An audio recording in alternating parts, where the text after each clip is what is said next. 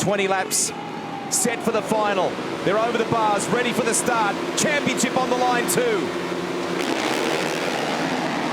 Nice start down the inside by Villapoto. Not quite.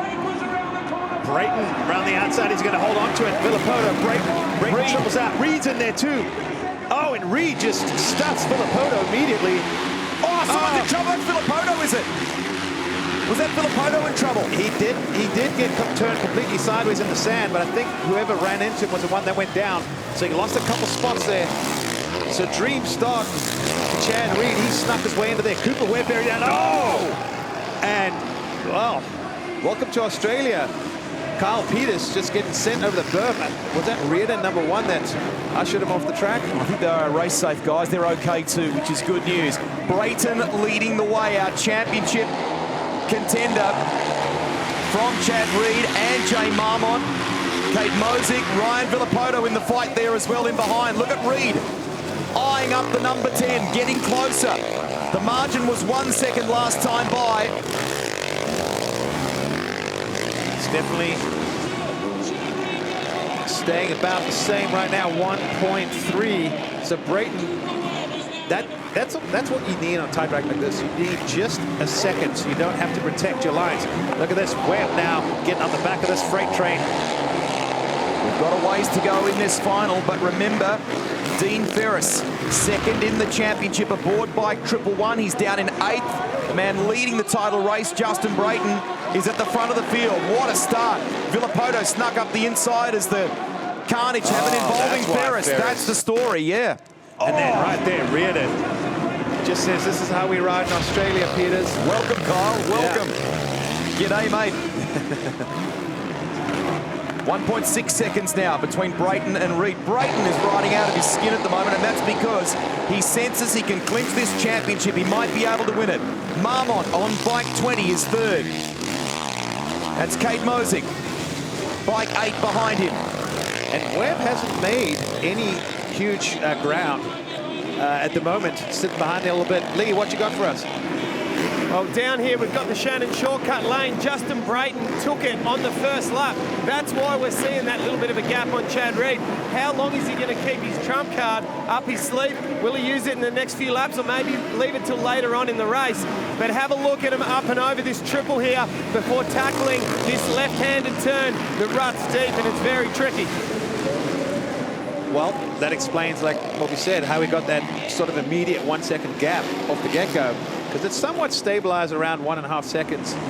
But I think we're going to see Chad Reed uncork that only later in the race. He's closer here. He's closer for sure, but he's got to be closer if he's going to use the Shannon shortcut, actually make it work. So Reed needs about 5 bike lengths before, but we don't know exactly the time difference. It's probably almost a second quicker going around it, and he's basically a full second behind. So, like I said, you've got to be right on the rear wheel and then just pull the trigger. He's got margin, both of them. Both Brayton and Reed have margin over Jay Marmont in third. It's about 6.5 seconds further back. Reed definitely closer now, less than a second. It was 0.9 at the last split. We go back and have a look here at some of the drama going on in the beach section, and that was Reardon, yeah. Looks like he's just lost the front coming into that tunnel. Talking about this track getting slick. They try to track it a little bit, but still, even like that right there, where they're coming up that triple jump, they really have to ease off the throttle sometimes so they start wheel spinning. Remember the equation we talked about at the beginning, the hypothetical. If Brayton were to win this, Ferris must come second to keep the title alive, to keep the race alive for the crown. Right now, Ferris is in 8th. Brayton looking at maybe the Australian title going his way. Dramas for Will Hahn. He's third in the Riders' Championship, and that's him struggling there.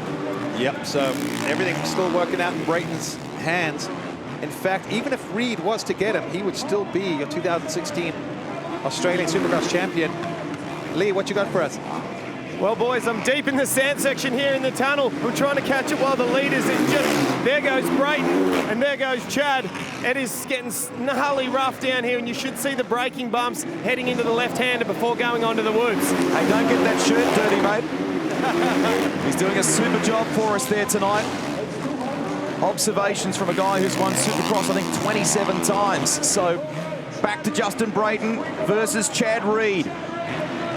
Margin 1.2, so Brayton found a couple of tenths. Marmont is holding down third, but it's a gap of 9.6 seconds. So the race is between these two at the moment. Here's your weight up. Let's see where third place is. There you go. Marmont on bike 20. Then it's Cooper Webb up into fourth place. Webb running right with Marmont. Gets roosted through there as well at the end of the sand. Yeah. Oh, Reed uses it. He used the shortcut, did he? And the crowd erupted as he went to put it into Brayton there, and just not close enough. He might have been able to have gotten a little dirty and removed Brayton from the track. We were watching Marmont and Webb, and that's affected Chad Reed. Let's have a look here. So, yeah, okay, he does use the Shannon shortcut. Then what happens? Yeah, at the last second, he pulls up just a little bit, gets a bike land over. Because if he stood the bike up, meaning was in an upright position, he probably could have shouldered Brayton right off the track there. Brayton probably didn't expect that either. You know, you only get to use that once, so he's running the turn thinking he's got a few bike lengths. All of a sudden, there's the 22 right at the inside. And since that, it's actually enabled Brayton to just slightly re-open the gap a little bit when Reed came out of that turn. If you notice, he hit the hay bales and had to go single, double, and lost a little bit of ground. But I must say, I'm really impressed with Chad Reed's riding at the moment. This guy's ageless. Just over half race distance, and now it becomes a question of stamina. But both the guys up front are in very good form.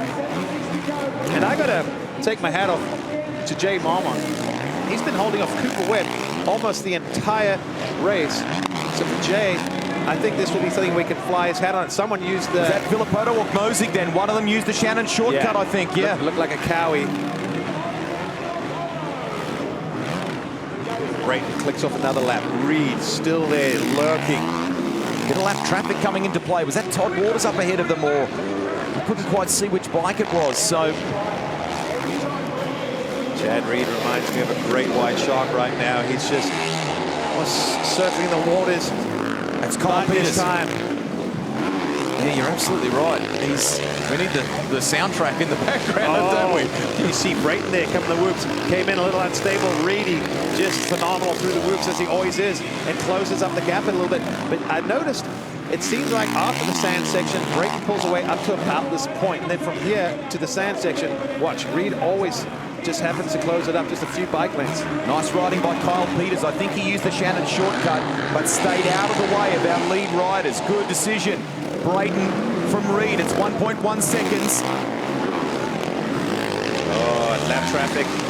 Todd Waters, good choice. Yeah, but the thing is, Waters, even though he's trying to stay out of the way, he was on the premier line there, so you saw Reed had to make a line change coming to the whoops. And every time he gets close to Brayton, there it is! Reed will dive up the inside and takes the lead. And this place is going bananas. This is what they came to see, their boy Chad Reed. Everyone on their feet. Absolutely erupted. Reed takes the lead. All that was, in my opinion, to watch track's getting slick. Brayton doesn't get that rear wheel into the rut. He's under pressure, so he got on the gas just a little bit too early, and then Reed just basically takes the line away. Brayton tries to square him up, unable to get him back. And he'll be acutely aware of that too, Reed, won't he? Not to make that same mistake. He's got a 1.4 second advantage, so he's taken this and run with it. Chad Reed over Justin Brayton. Now, revisiting the championship. If Brayton were to finish this one second, Ferris must come fourth or better to keep the championship alive. Right now, Dean Ferris is in eighth. This is still good for Justin Brayton for the Australian Championship. And I think at this point, he's probably looking at the big picture going, hey, there's a big gap behind me. I can coast my way through the championship. I'm sure he's been given a signal or pit board going, you know what, mate, just let Reed go. He's on fire right now. You're comfortably second. And at this point, with Ferris being, down in eighth, championship's over. Yeah. And that gets tough for a rider sometimes because you get into that conservation mode. So, if Brayton, gets too conservative, I mean, look at that gap already. You don't want a guy to tighten up so bad that he literally blows it in the end. He's an American, he's in his 30s, and as Grant Langston said before, this is, he's riding arguably the best we've seen from him, and he's relished the chance to come down under and show what he's got in this championship. Won the opening 3 rounds. Dramas here. Chris Aldridge going down. Same turn that we saw Brayton having his issues. So 2 Honda riders in one corner. Reedy closing in on Will Hahn now. Hahn down in 11th place, 3rd in the Riders' Championship. They are loving Chad Reed. 4.5 seconds. Brayton has, I think, decided let's just safely bring home this championship. Reed nearly out to 5 seconds now. Yeah, Chad Reed, you can tell we're already on the final lap. So, wow, this race just flew by. Night 1 here at the AUS-X Open belongs to Chad Reed. He takes it out. The final of SX1. He wins the feature for Australia earlier in the night. Justin Brayton is the new Australian champion in the SX1 class. Look at that, fantastic. The fans love it. Look at them. That's their hero right there, the 22, Chad Reed. I guarantee you, that's cool. That's cool. He put a lot of bums in seats tonight, and Justin Brayton, Klaus Ack, congratulating Reed on his win. Brayton has got to be stoked. He rode well, he rode solid, and he got the title, which is the big picture. I don't know what happened here. This looks like a little, hey mate, sorry I bumped you earlier. Oh, it's cool. I'll get you back tomorrow. Aldridge and Todd Waters. Yeah, look at the fans on their feet. Just like 2015. Saturday night belongs to Chad Reed. I got to say the biggest surprise, call it upset for me, is Jay Marmont on the podium. Didn't see that one coming. Fantastic. Kept Cooper Webb behind him pretty much the whole entire race. Good job, Jay. Comeback race for Ryan Villapoto. He finishes 6th, but it was an action-packed race for him. And I don't know that we should read too much into that. He's had some heat wins tonight, done really well. The comeback, I think, for this event has been very well received. Absolutely, absolutely. And, you know, maybe there's always tomorrow. And for Villapoto, he did the 20 laps. His lap time stayed, you know, relatively consistent. He was just off the battle of, you know, Webb and all them. So I would say for Villapoto, I think he rode pretty well tonight. I think his heat race was good. And we're going to throw it down on the floor. Yeah, but Reed is the man. We'll take you to the arena now. Here is Lee Hogan.